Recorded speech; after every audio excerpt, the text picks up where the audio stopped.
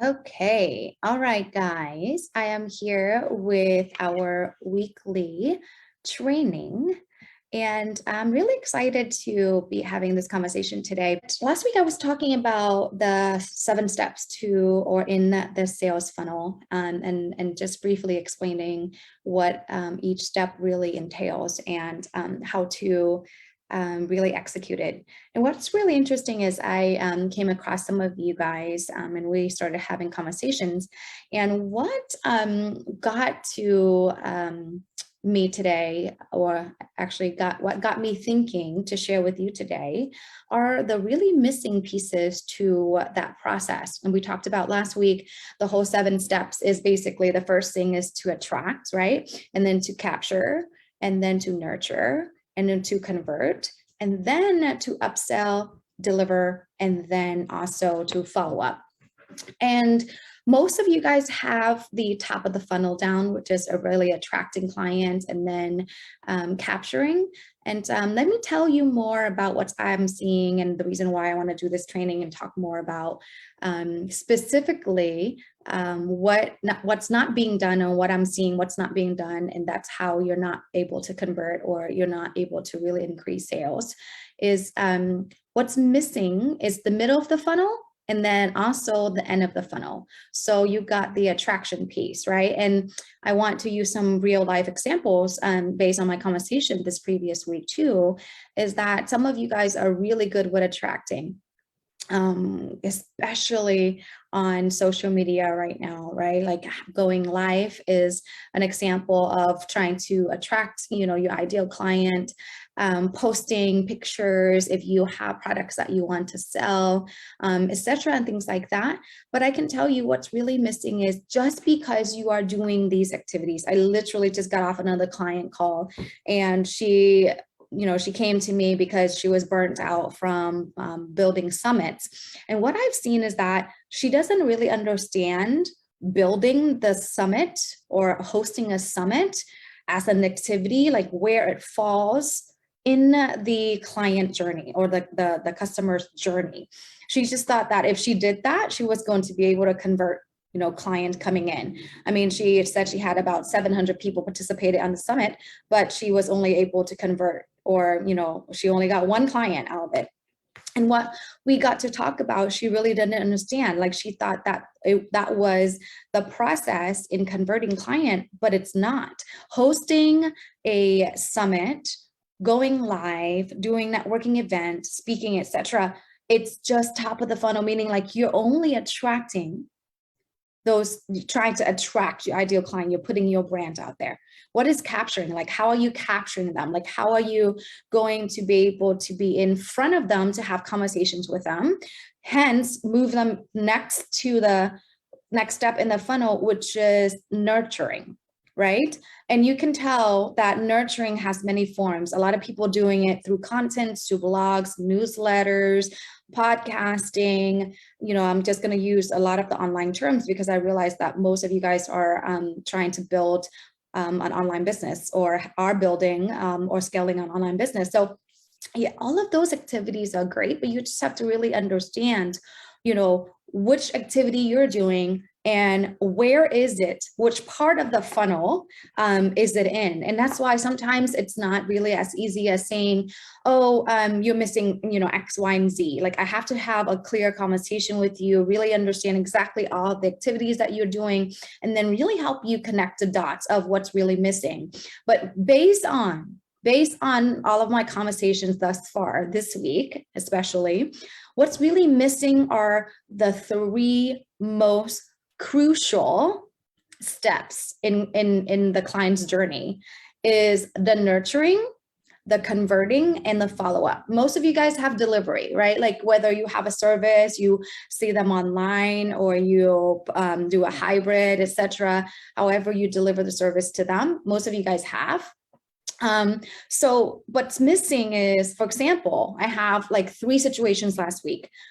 They're saying, oh my gosh, I'm doing live, but I'm not converting anyone. Well, you're going live is just a way to attract, but how do you capture them? Meaning, are you friends with them, on Facebook, or are you friends with them on LinkedIn? That's a way to capture, right? Like to stay in front of them. And then how are you nurturing them? Are you having conversations with them? Are you providing value through the conversations that you're having with them? So also it could be a way of sending an email, could also a way of sharing a podcast, anything that's relevant. So nurturing is super key. And then converting. So going back to that example of someone who did a summit and she was so disappointed not being able to convert more than one client. Well, she doesn't have a way, first of all, to convert those people who are watching her summit to come onto a call with her. She doesn't have a strong call to action to get people onto a call with her. So where she can sell her products and services to convert them to become clients. So you have to understand which activity are you doing, where does it fall on the 7 steps of converting clients, and what's missing in your puzzle, right? So for her, she doesn't have the conversion piece down, nor, because after talking with her and just giving her 5 minutes to really think, if you just have to think about the couple people that could become clients today, just because she is struggling with cash flow, who could that be? She was able to remember that there were a couple people from the summits that actually reached out to her that she had been booked consultation calls with. So that just shows me that not only she is not sending the appropriate call to actions during the summit, she's using summit as a strategy, right? Like a lead generation strategy, but she's not converting them because she is not providing call to actions, getting people on the calls.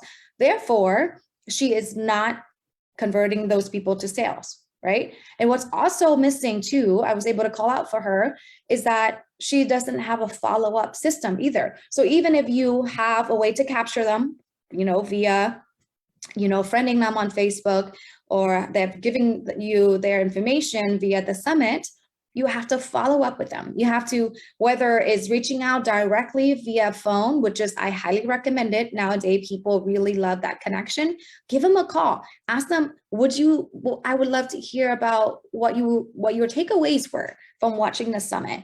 Was there any other feedback that you can provide in terms of making it better next time, etc.? So that conversation is a follow-up conversation. But in that conversation, it's gold, because you get to understand what she needs, and then you get to get feedback for how you can do it better next time. And in that place, you can understand more about, okay, she said that was her takeaway. How is that related to what she's struggling? Can you really help her with what she's struggling with, or whoever your customer is? But do you see what I mean? Like, it's so important that we forget, oh, I did a live and no one showed up, and you didn't go live just so people can attend your live. You have to understand, like for me, creating this training and doing this live has nothing to do with how many people is watching, because the idea being is I want it to be accessible for those people who really wants to learn, and those action taker that can do, take the content and do something with it. Like if I'm able to help them from afar by just giving them information, chances are eventually they're going to stay in my community. This is how we can nurture. So going live, teaching trainings, things like that, maybe the nurturing process or the nurturing step as part of the process. And I don't count on going live to convert people into sales. You see what I mean? Like that's not what I do. The conversion happens elsewhere. Okay. So you have to really understand the whole strategy overall. Okay. And then another thing that I really want to point out is, because a strategy, okay, first of all, I just wanted to say every single strategy works. Okay, I just want to be fair. I'm not bashing this is the best strategy, or this is not the greatest thing that you should do. What I'm trying to say is that every marketing strategy works, right? If you put in the right amount of time, you are consistent with it, you work it, it will work. It will definitely work. Now, however, to the level that you want it to be, the strategy has to be so customized that it has to fit your brand. It has to fit your personality. So for example, true story, when I first started my business, someone told me that I have to do something like this, like where I have to teach, be on video and teach and speak, become a speaker. And that's how I was going to build my business. Well, I love it now because I've been doing this for 7 years. I have trained myself to overcome public speaking. I have trained myself to learn more about marketing, etc., how to be online and whatever. But it was not a strategy for me when I first started. And that's why it didn't work. So that's what I mean. And it's important for me to share this piece is because whatever strategy that you're seeing or hearing that works for someone else does not mean it's going to work for you. First of all, as because of your personality, you everybody's different. And then secondly, the industry that you're in. And then thirdly is also, I want to really say that, is it really fit your brand is the most important, right? Just because someone is flashing a photo of somebody on a private jet does not mean, I'm just going to use a really drastic example, does not mean that's going to be the collateral, marketing collateral someone is going to be using for a nonprofit, right? Like that's very drastic, but you get the point, is that every strategy works, but at the same time, you have to be smart enough, or at least have a mentor that it was going to be really frank and clear with you in terms of what's going to be working for you and what's not. Okay. So I hope I addressed some of the missing pieces for some of you guys that nurturing, converting, and follow-up are missing in the client's journey. Okay. Don't assume that every single strategy is going to work for you. So get with an expert, get with a mentor. And last but not least, which is really sums up the whole point of the conversation today, is that that's why I call it really how to turn a contact into a contract. And notice, what's the difference between a contact and a contract? What's the difference? It's the same exact word almost, but there's one letter. It's a letter R, right? And we talked about this previously too. The R is the relationship. So no matter what you do for a living, what you sell, it relates to people. Like people are your customers, like everything, even if you feel like, oh, I just work for this company and this is what we sell. No, you're always going to be constantly working with people. So it's important to understand that everything is based on relationships. And I want you to really think about the client's journey or customer's journey as a way of you building relationships. So how are you currently building relationships right now in your life? The reason why I'm saying that, it's just because, trust me, way back when, once upon a time, when I was in my early 20s, the way I built relationships was very different than the way I build relationships now in my 40s. And the reason why I'm saying that is because you don't know what you don't know. But all of your business and everything in life, any profit, any sort, monetary or intangible, it's all based on relationships. And in marketing, it's really, really key that nurturing, which is building relationship, and the follow-up go hands in hand. Granted, follow-up is the end of the funnel almost, where you try to convert people that didn't really sell, that didn't buy from you, etc., and things like that. But the follow-up happens in the nurturing process too, right? Like, for example, if you promise them, you're going to send them an article, you need to follow up and send them the article as promised. So building relationship is really key. So I want you to really start from that, start from that most essential foundational piece. Don't reach out to another strategy, running summits. Maybe I should do, YouTube ads. Maybe I should start a podcast. And don't get me wrong, we do all of the things, right? But we really understand what it means to build relationship in each of those strategies, right? Networking, we have a strategy for how we build relationships when it comes to networking. We have a strategy to what we're doing with the podcast, etc. So it's important that you understand what you're doing with it.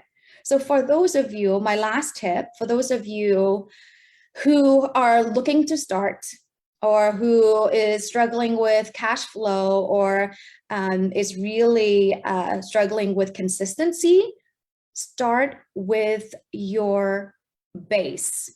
And I've learned this from my mentor, Grant Cardone. Power base is what he was referring to. And what I mean by that is start with the people you know, right? We always reach out for another strategy. We always look out for, okay, how can I go find the next person or a new person? It takes you 8 times more resources, time, and effort to try to convert a completely cold lead or a new lead to converting a warmer lead, which I mean is referred out from your power base. So all your friends and family, go through your phone book, look at every single person, see if you can reach out to someone, or I would say everyone on your phone book, friends and family, and ask them, who do you know that needs this type of service right now? This is what I do, and things like that. So reach out for help. I know everybody wants to be helpful, right? So do that. Start with your essential, start with your base, and I can guarantee you, if you sit and go through your phone and write down the names of the people that actually would support you, you will have at least 20 to 50 people. Okay, if you are not social, whatever, you have at least 10. But from those 10, if every one of them give you one name, you would automatically have 10 leads. So start that. And then maybe if you don't have 10 people that believe in you that you could call and ask for a referral, maybe it's time to check in to see if you need to take your relationships to the next level, right? Like I guarantee you get to see, wow, I mean, guilty of me, how I built relationship in the 20s was like, we just went out and party and went out drinking, etc. So, like, no deep conversations whatsoever. If we talked about, it was everything on the surface and not really deep relationships. So, therefore I couldn't really depend on any of them, because that was the kind of relationship that, I was in. So you just have to know, how are you building relationships now? What needs to change? But use the opportunity that you already have, right? The low-hanging fruits is probably what you have heard before. Do that. And then from there, expand. Okay. So that is all I have for you today. I want to be, real transparent with what's been going on in the group. I've been having many conversations with you guys about the sales process from the last week's training. And what's missing was the nurturing, converting, and also the follow-up. So comment below if you're watching the replay, comment with any questions or direct message me with any questions. But that's it, you guys. The difference between a contact and a contract is relationship. And relationship comes with you really nurturing your lead, knowing your people, giving them value, continue that process, follow up, follow up, follow up. And then from there, that's how you can build your empire. Other than that, I will see you guys next Thursday. And I look forward to hearing from you guys about what do you think of this training. Talk to you guys soon.